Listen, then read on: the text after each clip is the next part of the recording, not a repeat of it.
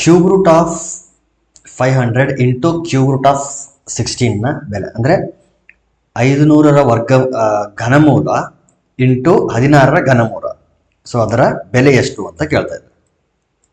ನೋಡಿ, ಈ ರೀತಿ ಇದ್ದಾಗ ಎರಡು ನಂಬರ್ಗಳು ಪಾಸಿಟಿವ್ ನಂಬರ್ಗಳಾಗಿರೋದ್ರಿಂದ ಈ ಕ್ಯೂಬ್ ರೂಟ್ಗಳನ್ನು ಮಲ್ಟಿಪ್ಲೈ ಮಾಡ್ಬೋದು ನಾವು. ಅಂದರೆ ಈ ರೀತಿ ಕ್ಯೂಬ್ ರೂಟ್ ಆಫ್ 500 ಇಂಟು 16 ಈ ರೀತಿ ಮಲ್ಟಿಪ್ಲೈ ಮಾಡಬಹುದು. ಯಾವಾಗಿದ್ದು ಸಾಧ್ಯ ಅಂತಂದರೆ ಎರಡೂ ಪಾಸಿಟಿವ್ ಇದ್ದಾಗ. ಕೆಲವೊಂದಷ್ಟು ಕಂಡೀಷನ್ಸ್ ಇದೆ. ಒಂದು ಪಾಸಿಟಿವ್ ಒಂದು ನೆಗೆಟಿವ್ ಇದ್ದಾಗ ಮಲ್ಟಿಪ್ಲೈ ಮಾಡ್ಬೋದು, ಒಂದು ನೆಗೆಟಿವ್ ಒಂದು ಪಾಸಿಟಿವ್ ಇದ್ದಾಗ ಮಲ್ಟಿಪ್ಲೈ ಮಾಡ್ಬೋದು. ಸೊ ಎರಡು ನೆಗೆಟಿವ್ ಇದ್ದಾಗ ಸ್ವಲ್ಪ ಅಬ್ಸರ್ವ್ ಮಾಡಿ ನೋಡ್ಬೇಕು, ಅದನ್ನು ಸ್ವಲ್ಪ ಅನಾಲಿಸಿಸ್ ಇದೆ. ಅದು ಇಲ್ಲಿ ಸ್ಕ್ವೇರ್ ಇದ್ದಾಗ ಯಾವುದೇ ಕಾರಣಕ್ಕೆ ಆ ರೀತಿ ಮಲ್ಟಿಪ್ಲೈ ಮಾಡಕ್ಕೆ ಹೋಗಬಾರ್ದು. For example root -2 into root -4 ಈ ರೀತಿ ಇದ್ದರೆ ಇದನ್ನು ನಾವು ರೂಟ್ 8 ಅಂತ ಬರಿಬಾರ್ದು. ಆ್ಯಕ್ಚುಲಿ ಅದು ರೂಟ್ 8 ಅಲ್ಲ. ಈ ರೀತಿ ಡೈರೆಕ್ಟಾಗಿ -2 ಮತ್ತು -4 ಮಲ್ಟಿಪ್ಲೈ ಮಾಡಬಾರ್ದು, ಅದ್ರ ವ್ಯಾಲ್ಯೂ ಬೇರೆ ಇದೆ. ಅದಕ್ಕೇನೆ ನಾನು ಹೇಳಿದ್ದು ಈ ಎರಡೂ ಪಾಸಿಟಿವ್. ಈ ರೀತಿ ಯಾವಾಗ ಮಲ್ಟಿಪ್ಲೈ ಮಾಡ್ಬೋದು ಅಂತಂದರೆ ಎರಡು ನಂಬರ್ಗಳಲ್ಲಿ ಅಟ್ಲೀಸ್ಟ್ ಒಂದಾದರೂ ಪಾಸಿಟಿವ್ ಇರಬೇಕು. ಫಸ್ಟ್ ನಂಬರ್ ಆದರೂ ಪಾಸಿಟಿವ್ ಇರಬೇಕು, ಇಲ್ಲ ಸೆಕೆಂಡ್ ನಂಬರ್ ಆದರೂ ಪಾಸಿಟಿವ್ ಇರಬೇಕು. ಇಲ್ಲ ಎರಡು ಪಾಸಿಟಿವ್ ಇತ್ತಾ ತೊಂದರೆ ಇಲ್ಲ, ಒಂದು ಪಾಸಿಟಿವ್ ಒಂದು ನೆಗೆಟಿವ್ ಇತ್ತಾ ಪ್ರಾಬ್ಲಮ್ ಇಲ್ಲ. ಆದರೆ ಎರಡೂ ನೆಗೆಟಿವ್ ಇದ್ದಾಗ ಡೈರೆಕ್ಟಾಗಿ ರೂಟ್ ಒಳಗಡೆ ಇರೋಂಥ ವ್ಯಾಲ್ಯೂಸ್ನ ಮಲ್ಟಿಪ್ಲೈ ಮಾಡಬಾರ್ದು. ಅದನ್ನು ಒಂದು ಲೆವೆಲ್ಗೆ ಅನಲೈಸ್ ಮಾಡಿ ಆಮೇಲೆ ಮಲ್ಟಿಪ್ಲೈ ಮಾಡಬೇಕು. ಸೊ ಇಲ್ಲೇ ನೋಡಬೇಕಿದ್ರೆ ರೂಟ್ -2 ಇಂಟು ರೂಟ್ -4 ಅಂತ ಇದ್ದರೆ ಇಲ್ಲಿ ರೂಟ್ -2 ಅಂತಂದರೆ ಅದರ ಅರ್ಥ ರೂಟ್ ಟು ಐ ಅಂತ ಅರ್ಥ. ಸೊ ಇಲ್ಲಿ ಕಾಂಪ್ಲೆಕ್ಸ್ ನಂಬರ್ನ ಏನಾದರೂ ನೀವು ಓದಿದ್ರೆ ಗೊತ್ತಿರ್ತದೆ. ಐ ಅಂದರೆ ರೂಟ್ -1 ಅಂತ. ಇಲ್ಲಿ ರೂಟ್ -4 ಅಂತಂದರೆ ಅದರ ಅರ್ಥ ರೂಟ್ 4 ಇಂಟು ಐ ಅಂತ. ಇನ್ನು ರೂಟ್ 2 ಇಂಟು ರೂಟ್ 4 ಎರಡು ಪಾಸಿಟಿವ್ ಇರೋದ್ರಿಂದ ಮಲ್ಟಿಪ್ಲೈ ಮಾಡಬಹುದು. So root 2 into root 4 is root 8. I into I is I square. But I square ಅಂದ್ರೆ ಏನು? -1. ಸೊ ಮೈನಸ್ ರೂಟ್ 8 ಆಯಿತು. ಬಟ್ ಡೈರೆಕ್ಟಾಗಿ ಮಲ್ಟಿಪ್ಲೈ ಮಾಡಿದಾಗ ಬಂದಿದ್ದು ರೂಟ್ 8. ಆ್ಯಕ್ಚುಲಿ ವ್ಯಾಲ್ಯೂ ಏನು ಅಂತಂದರೆ -√8. ಅದಕ್ಕೆ ನಾನು ಹೇಳಿದ್ದು ಸೊ ಇಲ್ಲಿ ಪಾಸಿಟಿವ್ ಇದ್ದಾಗ ಮಲ್ಟಿಪ್ಲೈ ಮಾಡಬಹುದು. So it is equal to cube root ಹಾಗೆ ಇರಲಿ, ಮಲ್ಟಿಪ್ಲೈ ಮಾಡಿದ್ರೆ 16 5 80, 2 0 ಎಕ್ಸ್ಟ್ರಾ ಹಾಕೊಳ್ರಿ. ಇಲ್ಲಿ 2 0 ಇದೆಯಲ್ಲ, ಆ 2 0. ಸೊ ಇಲ್ಲಿ ಏನು ಆಪ್ಷನ್ಗಳನ್ನ ನೋಡಿ ಜಸ್ಟ್ ಇಲ್ಲಿ ವ್ಯಾಲ್ಯೂನ ನೋಡಿ ನಾವು ಗೆಸ್ ಮಾಡ್ಬೋದು ಆನ್ಸರ್ ಯಾವುದು ಅಂತ. ಇಲ್ಲಿ ಬಿಡಿ ಸ್ಥಾನದಲ್ಲಿ 0 ಇರೋದ್ರಿಂದ ಬಿಡಿ ಸ್ಥಾನದಲ್ಲಿ 0ನೇ ಇರಬೇಕು ಕ್ಯೂಬ್ ರೂಟಲ್ಲಿ. ಹಾಗಾಗಿ ಆಪ್ಷನ್ 2 ಕರೆಕ್ಟ್. 6 ಇದ್ರೆ ಬರಲ್ಲ, ಯಾಕಂದ್ರೆ 6ರ ಘನ ಯಾವಾಗಲೂ ಬಿಡಿ ಸ್ಥಾನದಲ್ಲಿ 6 ಇರ್ತದೆ. 25 ಇದೆ ಅಂತಂದ್ರೆ ಅದರ ಘನ ಏನಾಗಿರುತ್ತೆ? ಬಿಡಿ ಸ್ಥಾನದಲ್ಲಿ 5 ಇರ್ತದೆ. ಇನ್ನು 18 ಇದೆ ಅಂತಂದ್ರೆ ಅದರ ಘನದ ಬಿಡಿ ಸ್ಥಾನದಲ್ಲಿ 8 8 64 8 32 2 ಇರ್ತದೆ ಬಿಡಿ ಸ್ಥಾನದಲ್ಲಿ. ಇಲ್ಲಿ ಬಿಡಿ ಸ್ಥಾನದಲ್ಲಿ 0 ಇದೆ ಅಂತಂದ್ರೆ ಅದರ ಘನಮೂಲದಲ್ಲಿಯೂ ಕೂಡ ಬಿಡಿ ಸ್ಥಾನದಲ್ಲಿ 0 ಇರಬೇಕು. ಹಾಗಾಗಿ ಆಪ್ಷನ್ 2 ಕರೆಕ್ಟ್. ಇನ್ನು ಆಕ್ಚುಲಿ ಫೈಂಡ್ ಮಾಡೋದಾದ್ರೆ ಇಲ್ಲಿ ನೋಡಿ 8ರ ಘನಮೂಲ 2. ಸೊ ಘನಮೂಲ ಆಗಿರೋದ್ರಿಂದ ಇಲ್ಲಿ 3 0 ಇದೆ ಅಂತಂದ್ರೆ ಅದರ ಬದಲಿಗೆ ನಾವು 1 0 ಬರ್ಕೊಳ್ತೇವೆ. ಸೊ ಹಾಗಾಗಿ ಆಪ್ಷನ್ 2 ವ್ಯಾಲ್ಯೂ 20 ಕರೆಕ್ಟ್. ಒಂದು ವೇಳೆ ಎಕ್ಸ್ ಒಂದು ಪೂರ್ಣಾಂಕವಾದಾಗ x+1 ಘಾತ 4 ಮೈನಸ್ x - 1 ಘಾತ 4 ಇದನ್ನು ಯಾವಾಗಲೂ ಭಾಗಿಸುವ ಸಂಖ್ಯೆ. ಸೊ ಇದನ್ನು ನಾನು ನಿಮಗೆ 2 ಥರ ಸಾಲ್ವ್ ಮಾಡಿ ತೋರಿಸ್ತೀನಿ. ಯೂಶುವಲಿ ನಾನು ಅದೇ ರೀತಿ ಮಾಡೋದು. ಎಕ್ಸಾಮಲ್ಲಿ ಯಾವ ರೀತಿ ಮಾಡ್ಬೋದು ಮತ್ತು ಲಾಜಿಕಲಿ ಆ್ಯಕ್ಚುಲಿ ಹೆಂಗೆ ಮಾಡೋದು ಅಂತೇಳಿ ನೋಡಿ. ಸಪೋಸ್ ಎಕ್ಸ್ ಒಂದು ಪೂರ್ಣಾಂಕ ಅಂತ ಹೇಳಿರೋದ್ರಿಂದ ಎಕ್ಸ್ಗೆ 1 ತಗೊಳ್ರಿ, 1 ಸಬ್ಸ್ಟಿಟ್ಯೂಟ್ ಮಾಡಿ ನೋಡಿ. ಎಕ್ಸ್ಗೆ 1 ಸಬ್ಸ್ಟಿಟ್ಯೂಟ್ ಮಾಡಿದರೆ, ಯಾಕಂದರೆ ಪೂರ್ಣಾಂಕ ಅಂತ ಹೇಳಿದ್ರಲ್ಲ ಅದಕ್ಕೆ 1 ಸಬ್ಸ್ಟಿಟ್ಯೂಟ್ ಮಾಡಿದಾಗ 1 + 1 ಪವರ್ 4 ಮೈನಸ್ 1 - 1 ಪವರ್ 4. 1 - 1 ಪವರ್ 4 ಅಂದ್ರೆ 1 - 1 ಅಂದ್ರೆ 0, 0 to the power of 4 is 0. So ಈ ವ್ಯಾಲ್ಯೂ ವ್ಯಾನಿಶ್ ಆಯಿತು. ನಮ್ಮ ಹತ್ರ ಉಳಿದಿರೋದು 1 + 1 ಪವರ್ 4. 1 + 1 ಅಂದ್ರೆ 2, 2 to the power of 4 ಅಂತಂದ್ರೆ 2 8 4, 4 4 16. So 2 to the power of 4 ಅಂದ್ರೆ 16. ಸೊ ಈ ಸಂಖ್ಯೆನ ಯಾವಾಗಲೂ ಭಾಗಿಸುವ ಸಂಖ್ಯೆ ಯಾವುದು ಅಂತಂದ್ರೆ 6 16ನ ಭಾಗಿಸಲ್ಲ. So option 1 wrong. 8 ಭಾಗಿಸುತ್ತೆ, ಸೊ ಮೇ ಬಿ ಇರಬಹುದು. 3 ಭಾಗಿಸುತ್ತೆ, ಸೊ 9 ಭಾಗಿಸಲ್ಲ, ಆಪ್ಷನ್ 3 ರಾಂಗು. 12 ಭಾಗಿಸಲ್ಲ, ಆಪ್ಷನ್ 4 ಕೂಡ ರಾಂಗು. ಸೊ ಉಳಿದಿರೋದು ಒಂದೇ ಒಂದು ಆಪ್ಷನ್ನು, ಆಪ್ಷನ್ 2. ಸೊ ಈ ರೀತಿ ಒಂದೇ ಒಂದು ವ್ಯಾಲ್ಯೂನ ತಗೊಂಡ್ರೆ ವ್ಯಾಲ್ಯೂ ಆನ್ಸರ್ ಸಿಕ್ಬಿಡ್ತು. ಸೊ ಈ ರೀತಿ ನೀವು ಎಕ್ಸಾಮಿನ್ ಮಾಡಬೇಕು. ಇನ್ನು ಅನಲೈಸ್ ಮಾಡಿ ನೋಡೋದಾದ್ರೆ ಆನ್ಸರ್ 8A ಯಾಕೆ ಬರುತ್ತದು, 8A ಯಾಕೆ ಬಂತದು ಅಂತ ಈಗ ನೋಡೋಣ. ಸೊ ಹೆಂಗೆ ಹೇಳ್ತೀರಾ 8 ಯಾವಾಗಲೂ ಭಾಗಿಸುತ್ತೆ ಅಂತೇಳಿ ಹೆಂಗೆ ಹೇಳೋದು ಅಂತ ಹೇಳೋಣ. ಈಗ ನೋಡಿ x+1 ಪವರ್ 4 ನಾನು x+1² ಹೋಲ್ ಸ್ಕ್ವೇರ್ ಅಂತ ಬರ್ಕೊಳ್ತೀನಿ. ಬರಿಬೋದು ಈ ರೀತಿ. Minus x minus one power 4 ಅನ್ನ x minus one square whole square ಅಂತ ಬರ್ಕೊಳ್ತೀನಿ. ಈಗ ನಾ ಏನಂತ ಓದ್ಬೋದು ಅಂದ್ರೆ x plus one whole square ಇಷ್ಟು ಒಂದೇ ಟರ್ಮ್ ಇದೆ, ಇದಿಷ್ಟು ಒಂದು ಟರ್ಮ್ ಅಂತ ಅಂದ್ಕೊಂಡ್ರೆ ಎ ಸ್ಕ್ವಯರ್ ಮೈನಸ್ ಇದು ಬಿ ಸ್ಕ್ವೇರ್ ಅಂತ ಓದ್ಬೋದು. So a square minus b square ಅಂತಂದ್ರೆ a plus b, a plus b into a minus b. ನೋಡಿ, a square minus b square ಅಂದ್ರೆ A plus b into a minus B. So ಈ ರೀತಿ ಎಲ್ಲ exam ಅಲ್ಲಿ ಮಾಡೋದು ಬೇಡ, ನಾನು ಮೊದಲು ಹೇಳಿದ್ರೆ ಆ ರೀತಿ ಮಾಡಿ ಸಾಕು. X plus one whole square ಇದು a plus b whole square formula ಇದೆ.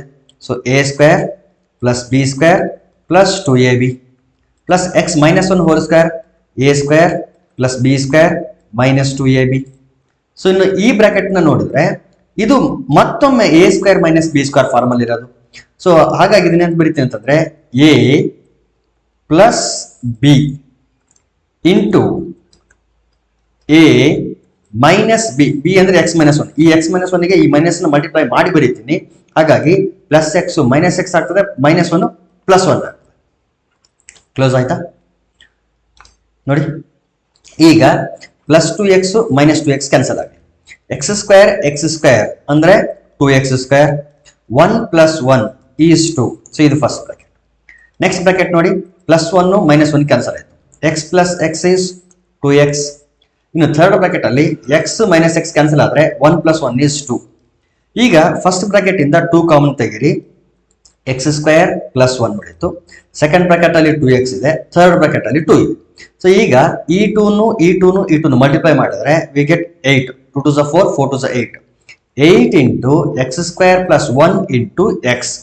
ಸೊ ಇದು ಎಕ್ಸ್ ಸ್ಕ್ವೇರ್ ಪ್ಲಸ್ ಎಕ್ಸ್ ಅನ್ನೋದು it is A factor of 8, sorry factor ಅಲ್ಲ, ಈ ಹೋಲ್ ವ್ಯಾಲ್ಯೂ ಇದೆಯಲ್ಲ ಯಾವುದು ಎಕ್ಸ್ ಸ್ಕ್ವೇರ್ ಪ್ಲಸ್ ಇದು, ಸಾರಿ ಯಾವುದು 8 into X square plus 1 into X, it is a multiple of 8, multiple of 8. So ಈ ಎಲ್ಲಾ ಟರ್ಮ್ಸ್ ಬಂದಿರೋದು ಎಲ್ಲಿಂದ ಬಂತು ಅಂತಂದ್ರೆ X plus 1 power 4 minus x minus 1 whole power 4 ಇಲ್ಲಿಂದಾನೆ ಬಂದಿರೋದ್ರಿಂದ ಈ ವ್ಯಾಲ್ಯೂ ಸಿಮಿಲರ್ ವ್ಯಾಲ್ಯೂಸ್. ಹಾಗಾಗಿ ಈ ವ್ಯಾಲ್ಯೂ ಮಲ್ಟಿಪಲ್ ಆಫ್ 8 ಆಗಿರೋದ್ರಿಂದ ಇಲ್ಲಿ ಏನಿದೆಯಲ್ಲ, ಇಲ್ಲೇನು ಕೊಟ್ಟಿದಾರಲ್ಲ x plus 1 power 4 minus x minus 1 power 4, ಇದು ಕೂಡ ಮಲ್ಟಿಪಲ್ ಆಫ್ 8 ಏನೇ. ಯಾವಾಗ ಮಲ್ಟಿಪಲ್ ಆಫ್ 8 ಆಯ್ತಲ್ಲ, ಈ ಟರ್ಮ್ ಅನ್ನ 8 ಅನ್ನೋದು ಯಾವಾಗಲೂ ಡಿವೈಡ್ ಮಾಡುತ್ತೆ ಅಂತ. ಹಾಗಾಗಿ ಇಲ್ಲಿ ಯಾವ್ದು ಆಪ್ಷನ್ ಕರೆಕ್ಟ್ ಅಂತಂದ್ರೆ ಸೆಕೆಂಡ್ ಆಪ್ಷನ್ ಕರೆಕ್ಟ್ ಅಂತ. ನೆಕ್ಸ್ಟ್ ಒನ್, ದಶಮಾನ ಪದ್ಧತಿಯ 37 ಎಂಬ ಸಂಖ್ಯೆಯನ್ನು ದ್ವಿಮಾನ ಪದ್ಧತಿಯಲ್ಲಿ ಬರೆದಾಗ. ಸೊ ದ್ವಿಮಾನ ಪದ್ಧತಿಗೆ ಕನ್ವರ್ಟ್ ಮಾಡೋದು ನಿಮಗೆ ಗೊತ್ತಿರಬಹುದು ಅಂತ ಅನ್ಸುತ್ತೆ. ಇದನ್ನ ಫ್ಯಾಕ್ಟರೈಸೇಷನ್ ಮೆಥಡ್ ಮಾಡ್ತೀವಲ್ಲ ಆ ರೀತಿನೇ ಮಾಡ್ಕೊಂಡು ಹೋಗ್ತೀವಿ. ಶೇಷ ಏನು ಉಳಿಯುತ್ತಲ್ಲ ಅದನ್ನ ಪ್ರತಿ ಸ್ಟೆಪ್ ಅಲ್ಲಿ ಸೈಡ್ಗೆ ಬರಿತಾ ಹೋಗ್ತೀವಿ. ಸೊ ಯಾವ ರೀತಿ ಅಂತಂದ್ರೆ ಇಲ್ಲಿ ದ್ವಿಮಾನ ಪದ್ಧತಿ ಬೇಕಾಗಿರೋದ್ರಿಂದ 2ರಿಂದನೇ ಭಾಗಿಸ್ಬೇಕು. 2 1 2, 1 ಉಳಿತು 17 ಆಯ್ತು, 2 8 16. ನೋಡಿ ಶೇಷ ಎಷ್ಟು ಉಳಿತು, 1 ಉಳಿತಲ್ಲ, ಆ 1 ಇಲ್ಲಿ ಬರೀಬೇಕು.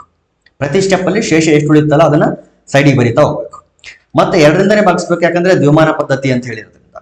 2 9 18, ಶೇಷ ಏನು ಉಳಿಲಿಲ್ಲ 0. 2 4 8, ಶೇಷ 1. 2 7 4, ಶೇಷ 0. Reminder means 2 1 2, reminder 0.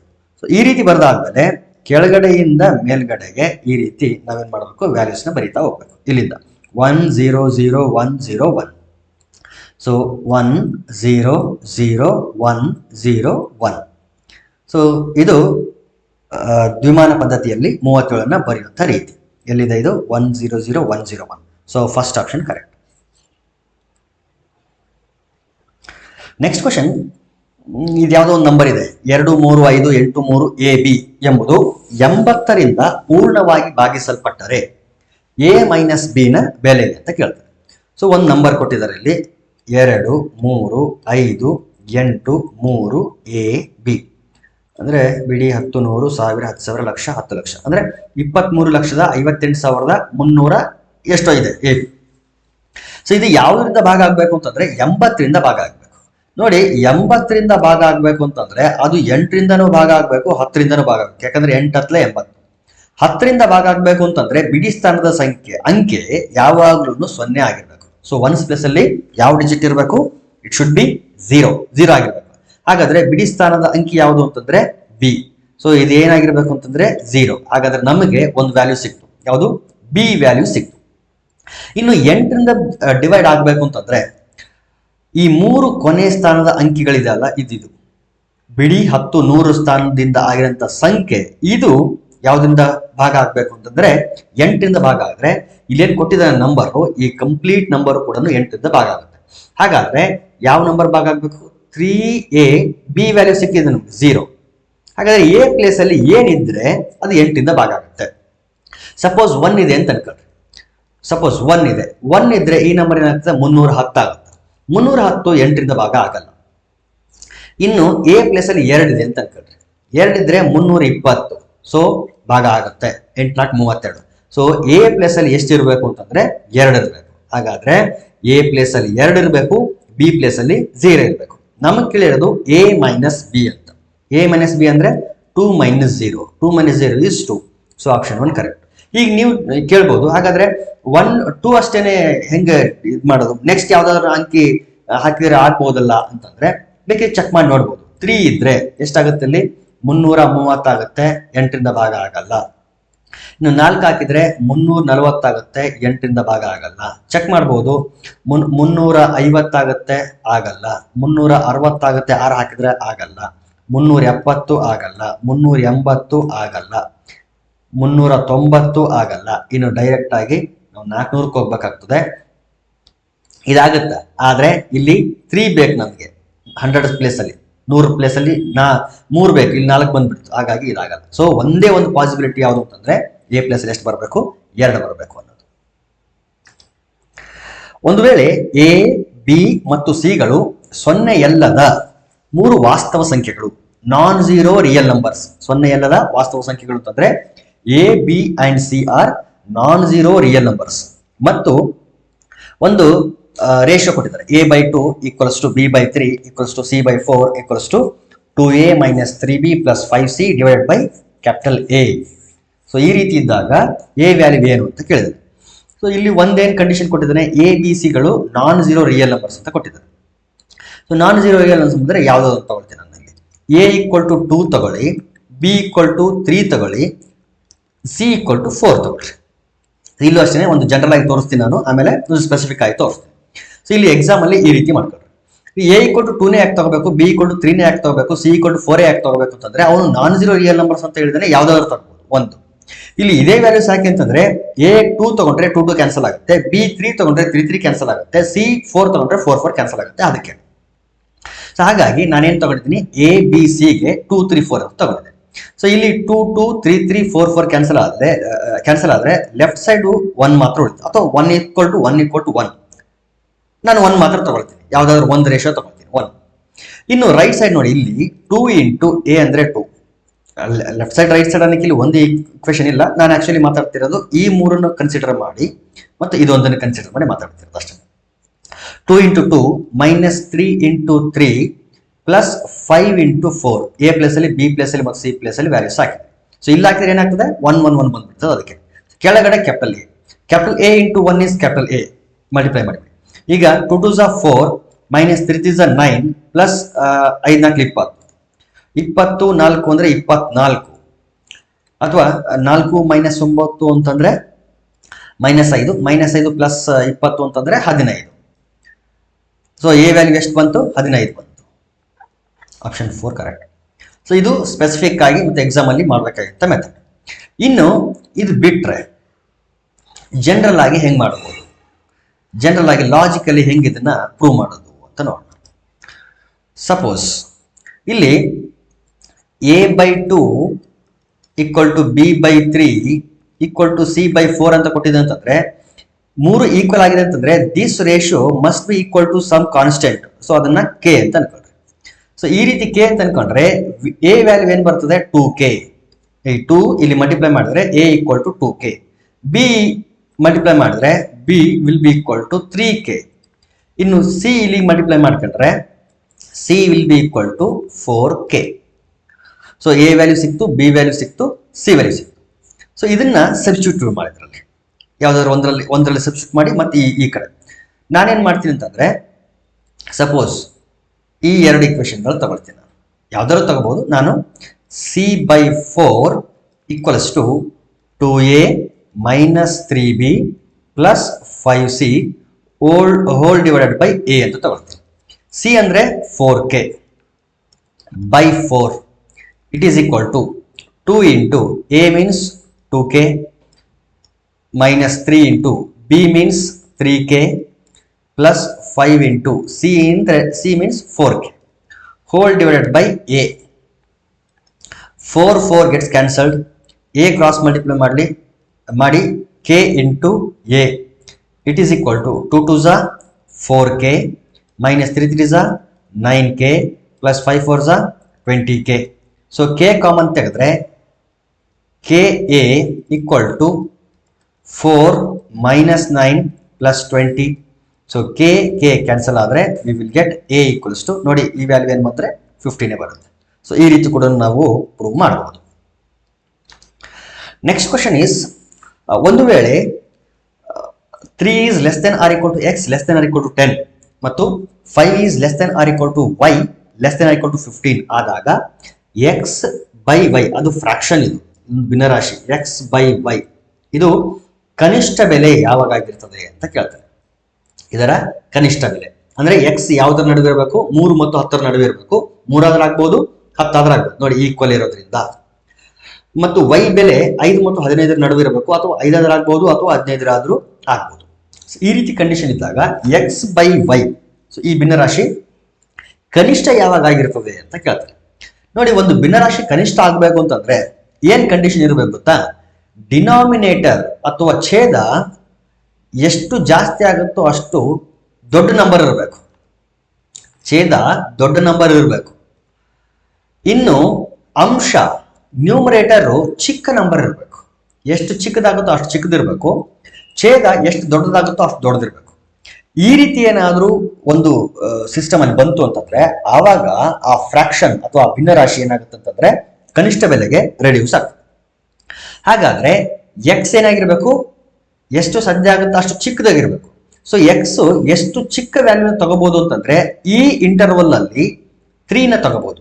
Smallest value ಯಾವುದು ಎಕ್ಸ್ಗೆ ಅಂತಂದ್ರೆ 3. ಹಾಗಾಗಿ ಅಂಶ 3 ಆಗ್ತದೆ. Means numerator will be 3.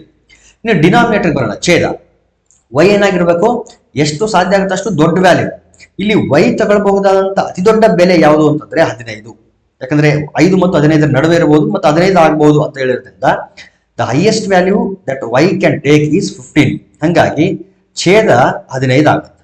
So ಇದನ್ನ ಸಂಕ್ಷಿಪ್ತ ರೂಪಕ್ಕೆ ತಂದ್ರೆ ಅಂದ್ರೆ ಸಿಂಪ್ಲಿಫೈ ಮಾಡಿದ್ರೆ 3 1 3 3 5 15. So 1/5 option 3 correct.